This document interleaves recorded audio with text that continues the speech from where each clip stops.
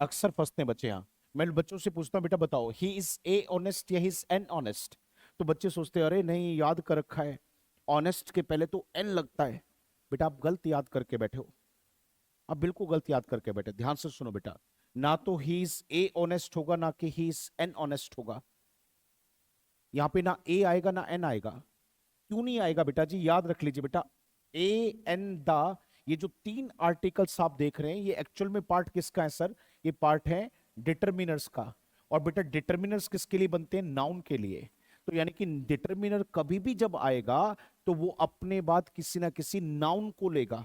उसके बाद नाउन आता है या वो नाउन के लिए आता है, या तो उसके बाद आता है या वो के लिए आता है, नाउन के साथ आता है।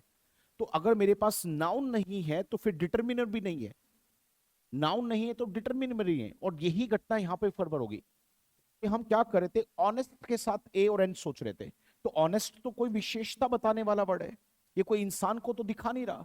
तो बेटा ना ए आएगा ना एन आएगा। तो आज से एक बात याद रखना, क्या आर्टिकल्स का प्रयोग किसके लिए होता है बेटा? नाउन के लिए होता है। क्यों होता है कोई पूछे तो जवाब देना कि आर्टिकल्स किसका पार्ट है?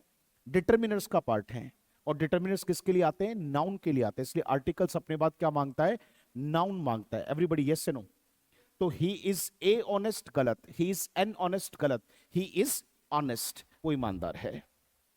एवरीबडी। तो आर्टिकल का सबसे पहला बेस यही है बेटा, आर्टिकल्स आते किसके लिए? नाउन के लिए आते। क्यों? डिटरमिनर्स हैं।